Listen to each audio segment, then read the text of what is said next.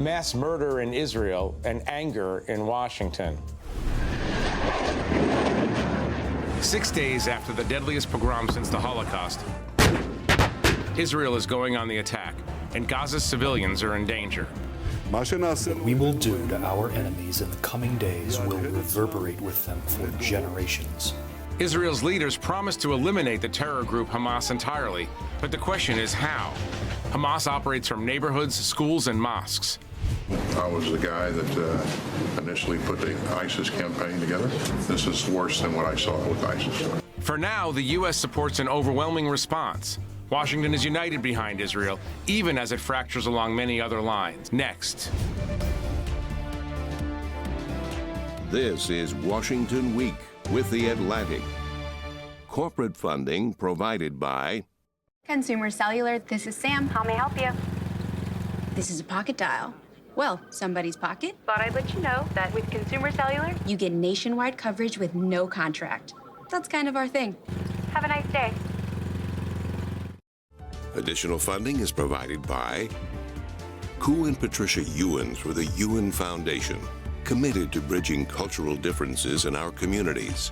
Sandra and Carl DeLay Magnuson, Rose Herschel and Andy Shreves, Robert and Susan Rosenbaum, the Corporation for Public Broadcasting, and by contributions to your PBS station from viewers like you.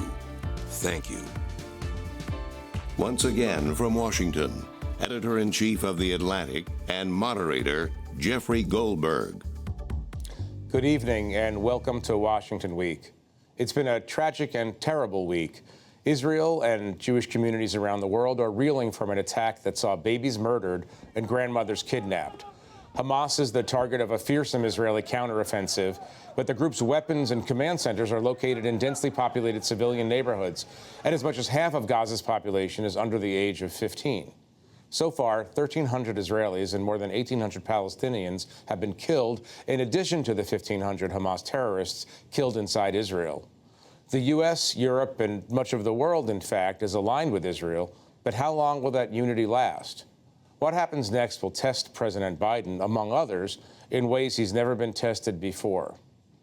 Here to discuss with me are David Ignatius, the global opinions columnist at The Washington Post, Susan Glasser, staff writer for The New Yorker, Vivian Salama, national security reporter for The Wall Street Journal, and Mary Louise Kelly, co-host of All Things Considered on NPR. So, David, one of the most difficult weeks in memory in world affairs. I want to start with you because you've been covering the Middle East for quite a long time. Your first war, the first war you covered was the 1982 Lebanon War. And I want to start by asking you to frame this up for us. Go up to 30,000 feet, if you will. It feels like we've entered a completely new era in Middle East history, a pretty fraught and terrible one. But can you give us a little context for what you've seen over the last 6 days? So, Jeff, it's excruciating, if you've been following this story for as long as I have, to be in another cycle like this of Israeli rage at Palestinian terrorism against their citizens, and Palestinian rage in part at their powerlessness, their inability to stop Israeli assaults on Gaza. I was in Beirut during the 1982 siege, and I remember the Israelis racing toward what they thought would be a devastating solution to their Palestinian problem by forcing Yasser Arafat and the PLO out of Beirut. Arafat stayed put along with his fighters, and the Israelis were forced into a siege, which lasted nearly 3 months. And what I remember most clearly was that the wires got crossed. The Israelis wanted to show the Palestinian fighters that they were absolutely serious, determined, shelling, aircraft bombing. The Palestinians ended up thinking that they were safe if they hunkered down. The Israelis wanted to tell the world that they were doing something righteous and just, and the world ended up getting more and more angry as they watched a city under siege. I feel as if we're seeing something similar now. But let me ask you this. See the reaction. Let me ask you this, though. It's different in the sense that the predicate in the 1982 invasion was the attempted assassination of the Israeli ambassador in London, which is a terrible thing, obviously. I'm not discounting that.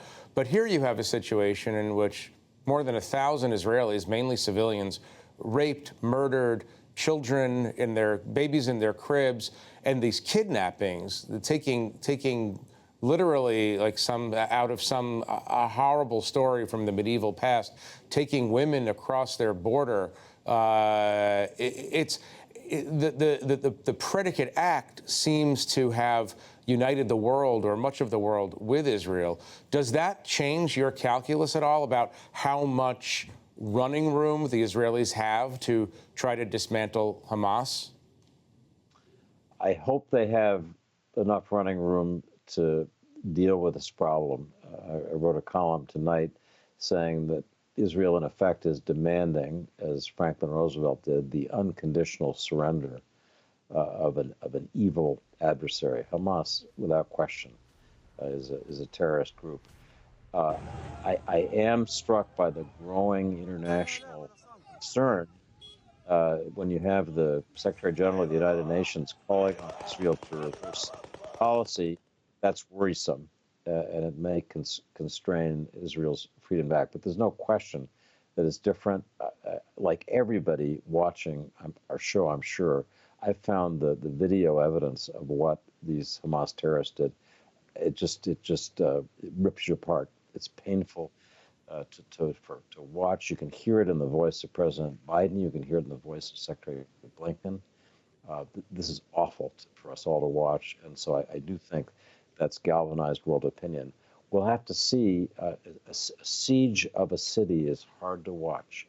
I remember that from 1982, and I just caution you, as it goes on, it will trigger reactions of its own. Right. I want to come to the subject of President Biden and his emotional reaction to the events of last Saturday and Sunday in a moment. But Susan, let me ask you this: the Israeli goal is the dismantling. And by the way, I'm using a word that President Obama, of all people, has used to say this is what the Israeli goal has to be. He said he supports the dismantling of Hamas. But saying that you're going to dismantle an organization like Hamas and doing it are two different things. And so I'm wondering, just give us your sense of what's even possible here. Well, I think, Jeff, that's right. The shock and horror has created this moment of unity and solidarity. President Biden has been very clear in articulating that. But, there was this sort of cautionary note, right? The international law, the rule of law should be followed by Israel as well in its response. The problem here is that Israel has occupied Gaza in the past, chose to leave it. It was a nightmarish situation, no good options. Ever since 2005, Hamas has ruled this enclave, and it's been, frankly, a disaster for those people who have been essentially trapped. The metaphor of the open-air prison is often used. There is no clear indication right now, either from Israel, I should say, or from the United States, to answer your question, which is the question. I don't think there's anyone who doubts that militarily the Israelis are more than capable of wreaking death and destruction in Gaza, of taking out all possible targets inside of this heavily urban area. But to David's point, once you go in to a war, you may come out or find that there are different goals along the way. That is certainly what Israel's experience was. It was the U.S. experience in Iraq with urban warfare. And so I think, I received a very simple, short message from a mutual friend of ours who is a longtime American official involved in the Middle East. He said, there's one word to explain the situation right now, and it's hopeless. Hopeless. Vivian, talk to us about, you're an expert on the region, expert on Egypt. Talk to us about the Egyptian role for a second. It's true that Gaza is blockaded, but the southern border of Gaza is shared with Egypt, not Israel. Egypt will not, it seems, let any Palestinians in. in advance of this Israeli invasion that seems to be coming. Talk about the calculus there and bring us to the American role in getting some humanitarian relief for the Palestinians who are about to experience this wave. So as we sit here, intensive discussions are underway, and Secretary of State Blinken is actually in the region and added Egypt to the end of his itinerary while in real time while he was out there, just because it is such an important element of this whole broader picture right now. So the Rafah border crossing is what is shared between Gaza and Egypt. And that has been a source for Egypt of a lot of pain and a lot of frustration over the years, because the Egyptians have found Hamas digging tunnels, illegal tunnels underneath it. They have found it to be a source of infiltration for extremist activity. And this is a country that is already worried about its own domestic extremist activity in the Sinai, which is that region right there that borders Gaza and Israel, but also more broadly in the country. And so they are very worried about potentially opening that gate for the broader public, the civilian public, because of potential infiltration. But the Americans right now are talking to the Egyptians mainly about what to do about American citizens in Gaza, because they estimate that there are between 500 and 600 Americans in Gaza right now, and they're essentially trapped. I assume that the Americans will force their, to put it bluntly, client state Egypt to assist in at least the extraction of those Americans, assuming Hamas lets them It's easier go. said than done. I've been speaking to Egyptian officials the last few days, and the thing is they're willing to do it, and they're willing to do that for European countries as well. The problem is two things. There is a very deep hole on the Gaza side of the Rafah crossing right now because of an Israeli missile that hit, and it is logistically a literal hole in the ground, and it is logistically very difficult for people to access it. There's also some damage on the Egyptian side as well, but they say that they're going to take care of that in the next few days. So logistically, even just to get people to the crossing is going to be extremely difficult, just to show you the layers and layers of complications in this. Right. Mary Louise, I want us to talk about the Washington response to first the attacks, the pogrom, the murders, and then to the Israeli plans in response. But I think all of us were struck by the emotion and the passion that the revulsion that Joe Biden was articulating in a number of public events. I want you to listen to one such moment, and I want to talk about that. Let there be no doubt, the United States has Israel's back. It's as simple as that. These atrocities have been sickening. We're with Israel. Let's make no mistake. Talk about Joe Biden, the Democrats, the Republicans, and the issue of Israel as a bipartisan issue. So shortly after that speech, we just saw a clip of President Biden at the White House. I called Aaron David Miller, who's an old Middle East hand in Washington, has served 6 administrations, Republican, Democratic, and said, have you ever seen an American president not just that forceful, but that angry in defending Israel? And he thought about it and said no. And I've been there and watched a lot of them. So that anger, I think, is real. Now, the Biden administration is treading a very fine line between, okay, we want to it's not just words, we're actually going to do stuff. We're sending a carrier group to the Eastern Med. We are putting military equipment on the ground. We are not being critical of Israel in any way. We're going to fly the defense secretary and the secretary of state to the region at the same time. When's the last time that happened? And yet, they are dealing with, everyone understands Israel is going to need to respond with force to defend itself. But they're also seeing the pictures we're all seeing of the suffering of people in Gaza, many of whom, I don't know when the last reliable poll was conducted in Gaza, but fair to say many people there aren't Hamas, don't support Hamas, in any case, and are children, so don't know anything other than that their houses are being destroyed. And obviously this whole event started because of this merciless attack on children. So, but I want you to listen to Tony Blinken also. It's not just Biden, and I have a very specific question about what Blinken said. Just listen to this short clip. A baby, an infant, riddled with bullets. soldiers beheaded, young people burned alive in their cars or in their hideaway rooms. I could go on, but it's simply depravity in the worst imaginable way. Susan, it's a question for everyone. Yeah. Susan, his comments there, Lloyd Austin saying that this is worse than ISIS. That's a pretty big statement for an American official to make, worse than ISIS. Is part of this emotion and part of this strategy? In other words, when the rubber meets the road in this assault on Gaza, are they calculating that they need Bibi Netanyahu, the prime minister, to listen to them? So they're showing him right now that they understand Israel, but are trying to create conditions in which he's responsive to their calls for restraint, and eventually those calls are going to come.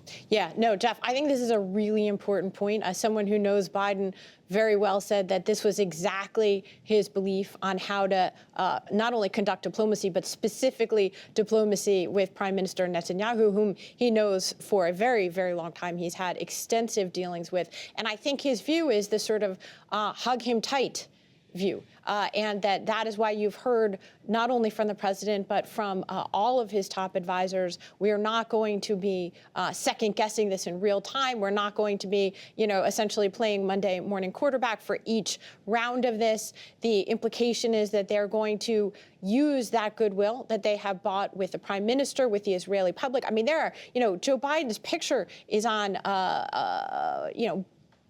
advertising boards on the side of the road. He's far more popular in Israel than the prime minister of Israel right Well, now. that's right. That we could talk about the second guessing inside Israel, but I think this is a very important point. But I also wouldn't want to sort of diminish the real shock and horror. What you saw, I think, from the Secretary of State there was a very genuine almost a kick in the stomach. Remember that this is someone with 2 young children. The prime minister's office, Netanyahu's office, actually tweeted out, if we're allowed to still say tweet as opposed to X out. Here we are. Right. Okay. Yes. Good. It's a safe. This is a safe space for that. using the actual word Twitter. So they sent out on social media the photographs, horrifying photographs of atrocities that they said that they had shown the Secretary of State in the private meeting, that he then came out and spoke to the public. I imagine something like that also occurred in some of President Biden's phone calls with Prime Minister Netanyahu. These are disgusting images, and I do think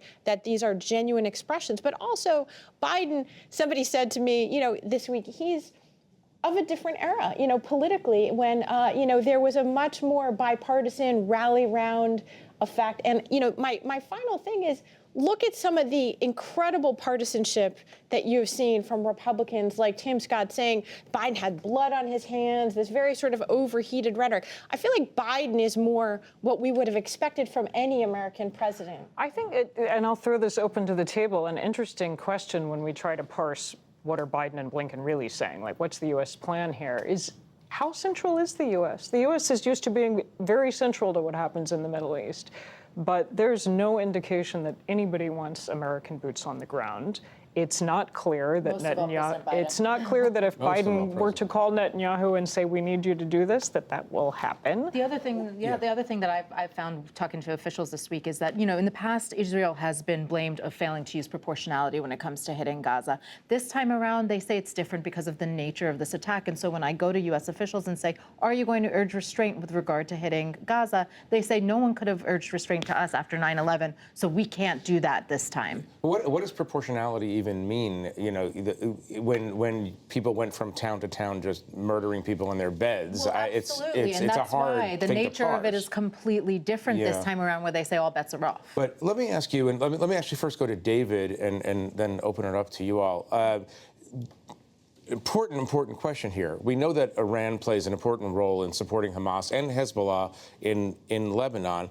So the question is, what are the chances, I'm asking you to speculate a little bit, but what are the chances that America gets drawn more directly into this conflict and we have a wider war, a war that some people in Washington have sought for quite a while, a direct confrontation between the United States and Iran? So the chance is significant. I don't want to put a percentage on it. The reason we have an aircraft carrier task force in the Eastern Mediterranean and other assets, I think, on the way is to deter Iran, to deter Hezbollah, to caution people about the dangers of a wider war. It's a terrible irony that the president who really wanted out of the Middle East, who pulled our troops out of Afghanistan, ends up closer to this big conflict than any of his predecessors. I do think that the Iranian role as mentor, tutor of Hamas is apparent in these attacks. The skill with which they were executed, the operational security.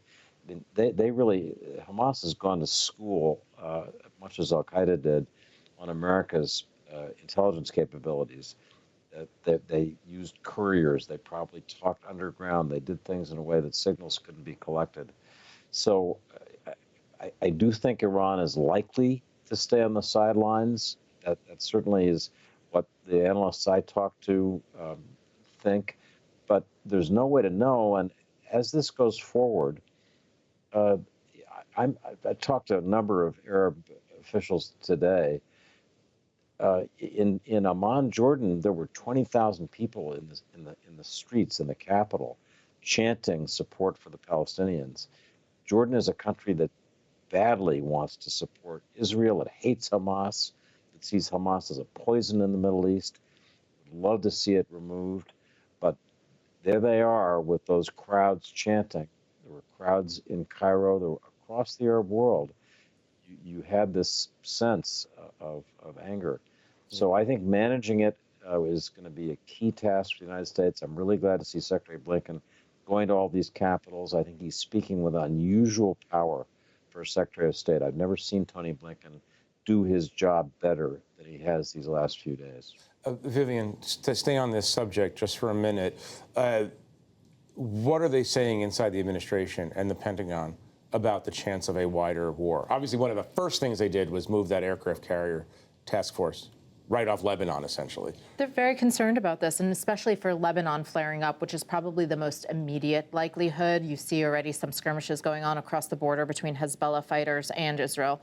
But interestingly enough, Jake Sullivan, President Biden's national security advisor this week, came out and said Iran is complicit in this, but we do not see a direct link between Iran and the plotting, the immediate plotting of this. And so it's very interesting to see the rhetoric that they're coming out with, because they obviously do not want to suggest or use any rhetoric that escalates the situation any further. And that's why Secretary Blinken and others are going around the region now trying to talk to other allies in the region to say, hey, we all need to work together here to make sure things simmer down and do not get worse, because Washington is very worried about that right now. Although this little noticed development just recently of the $6 billion in Iranian assets that had been unfrozen and is now refrozen as punishment for past support to these extremist groups. If you were trying to calm the waters with Iran, that ain't going to help. Well, I think that was probably also responding to the domestic politics of this, and this is something that they're very attuned to. But, you know, to David's point about the people in the streets, you know, one of the things that we can say for sure, it's very hard for us to know what's going to happen in Gaza. I think what we can say is that some of the illusions or even delusions leading up to this, right? That's what happens in a catastrophe. You realize that if you convinced yourself, if Israel convinced itself that it had managed an unmanageable problem, that they had sort of put successfully Gaza in a box and they were going to forget about it, or that they were going to make peace. The Biden administration, remember, what was its policy until 1 week ago?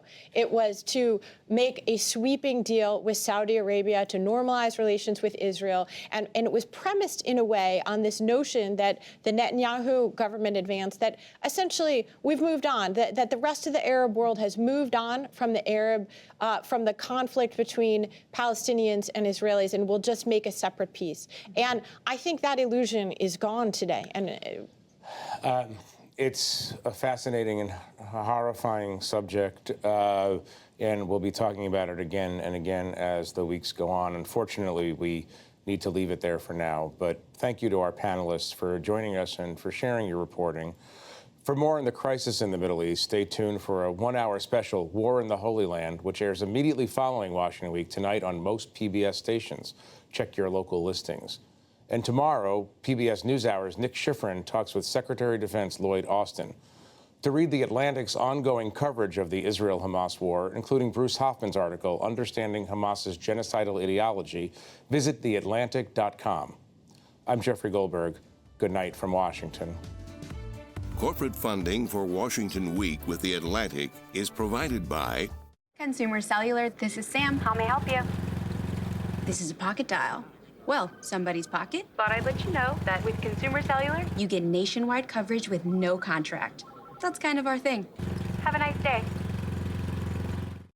Additional funding is provided by Koo and Patricia Ewens with the Ewen Foundation, committed to bridging cultural differences in our communities. Sandra and Carl DeLay Magnuson, Rose Herschel and Andy Shreves, Robert and Susan Rosenbaum, the Corporation for Public Broadcasting, and by contributions to your PBS station from viewers like you. Thank you.